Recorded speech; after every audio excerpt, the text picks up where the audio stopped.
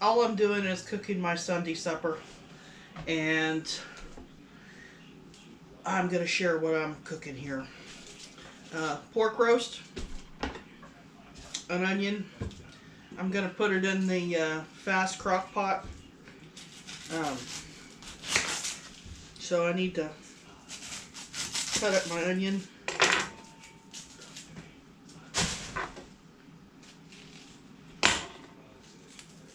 I'm going to make something else too with this. Randy can't have it, so that's why I'm making it today. And then my pork roast will get turned into pulled pork probably tomorrow. So anyway, this is how I make a pork roast.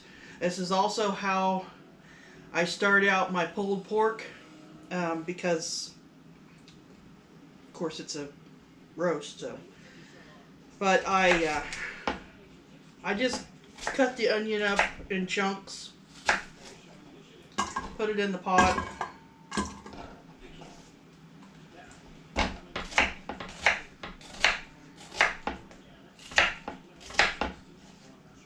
Give some flavor to it.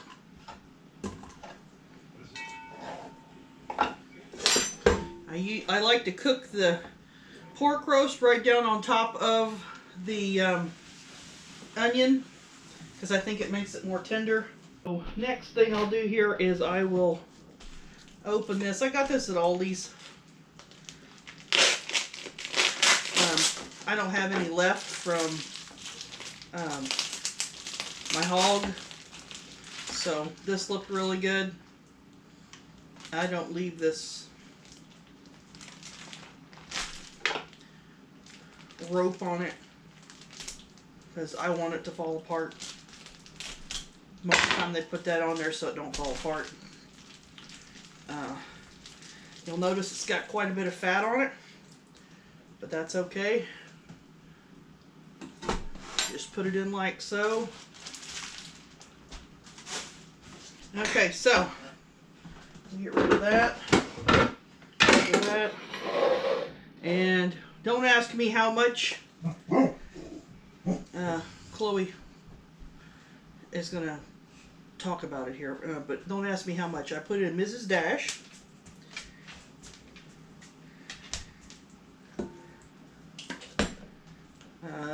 Mrs. Dash with lemon pepper.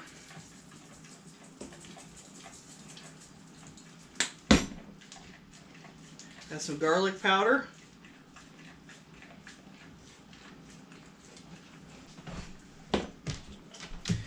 Then we have some onion powder.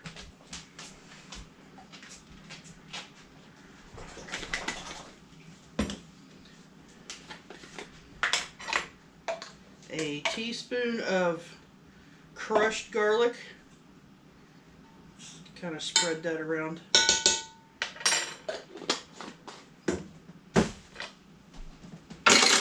And the final, red pepper flakes.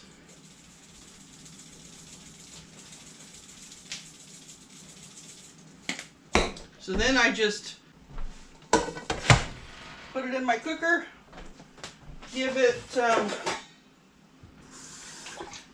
about a quarter cup of water.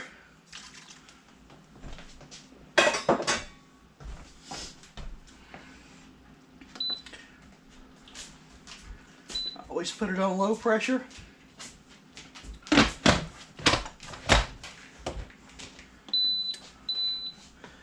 And there she goes. Okay, so our next part here is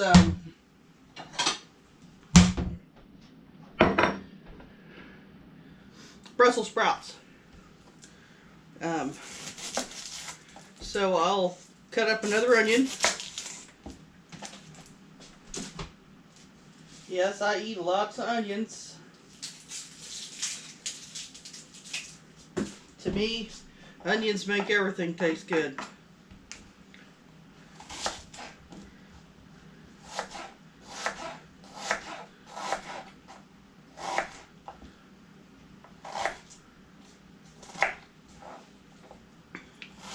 Now you can use frozen onions that's already been diced up. You can also use frozen Brussels sprouts. I put bacon in this because I like the smoky flavor of the bacon.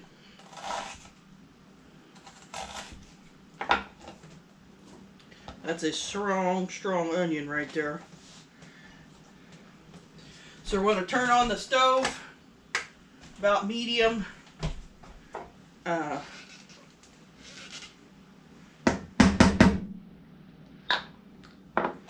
Add some garlic to this. Probably about a teaspoon.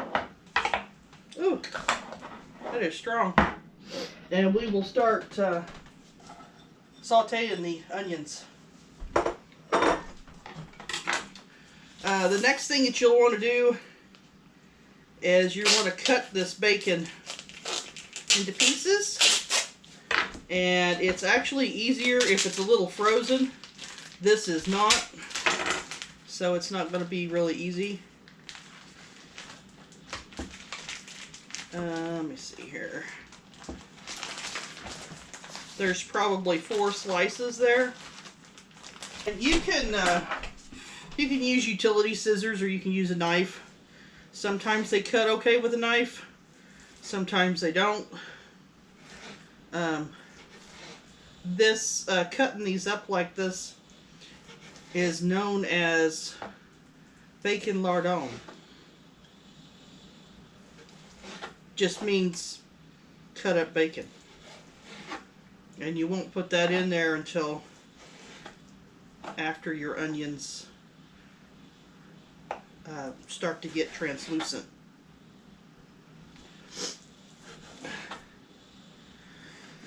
I've been working out in the barn, so it's a little dusty out there. You can only imagine.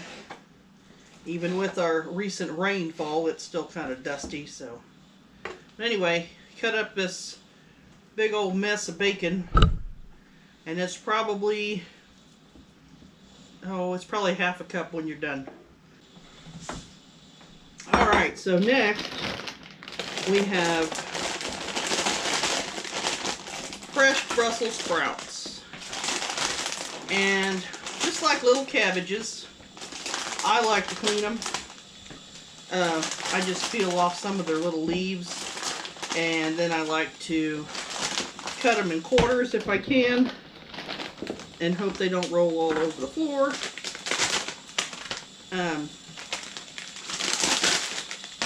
I give whatever I can to the pig. She'll like that.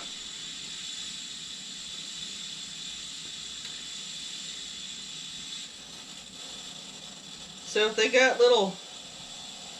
it looks like they got little holes in the leaves or whatever, you'll want to get that off. If they're a little dark, want to get that off. Cut the ends. So anyway, you cut it in quarters. I like my Brussels sprouts kind of soft and done. Some people like them a little on the crunchy side. I don't like them like that.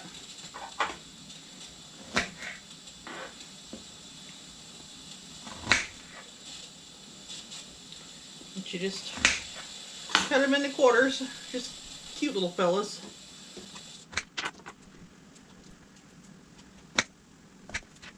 That one I'll just leave in half because it ain't very big.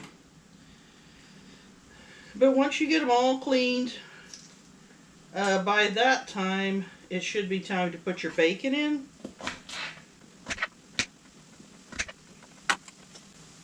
A lot of these dishes that I have been making are ones that I make at Thanksgiving time. When I used to make big dinners. Some of them are just stuff that I just make. A lot of this, well, anything that I make I actually like, so most of these are my favorites. I just fast forwarded a lot of this because it's just tedious cutting up vegetables, and I'm sure you guys already know how to do that. So that's why I'm going so fast. I could only wish that I could cook that fast. Okay, so now I have put the bacon in. It has been sauteing for a little while.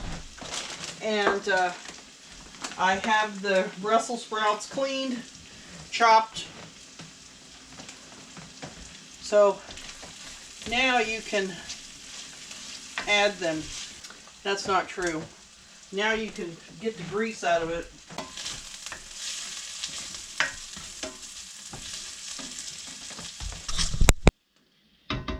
Okay, after you get the grease drained, you don't want to drain all of it, but you want to drain most of it, because you need something to cook these in. So then you just try to get them all stirred up, get the onions, everything stirred up, and then you're going to put it on simmer.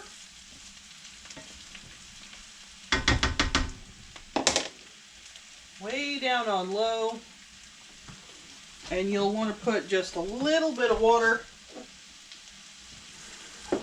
maybe a quarter cup, maybe just enough to get some water in the bottom of the pan.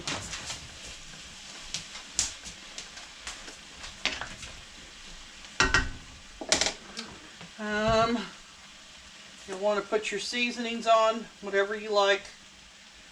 I go to my go-to, Mrs. Dash. And then put a lid on it. Okay. After it's set there for a little while, simmering, steaming, you just mix them up a little bit. Put the lid back on. Just leave it set there for a while. Okay, so if you're wondering how long you cook these, you cook them to your desired tenderness.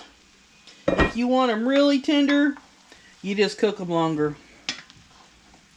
So see, for me, these are almost done. But they'll taste good when we get done with them, so. Anyway.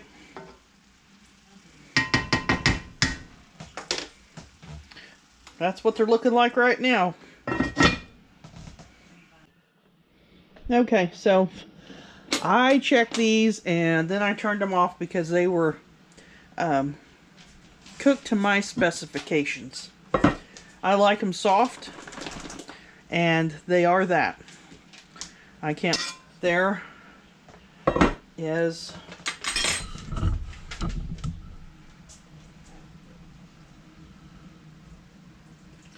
Brussels sprouts with bacon and onions. So the pork roast is done, and I can easily make pulled pork with it, but I'm just going to have pork roast tonight, and I'll make pulled pork for tomorrow. But there is the pork, and it is super tender. It will fall apart. I don't want it to fall apart too much, but yeah, it's really good. It'll be really good. So, there we go. That concludes the cooking portion. Okay, so here is the final test. You can see my beautiful Brussels sprouts, very tender pork roast, and of course I had to have a baked potato, you know, but anyway, there it is. My masterpiece for today.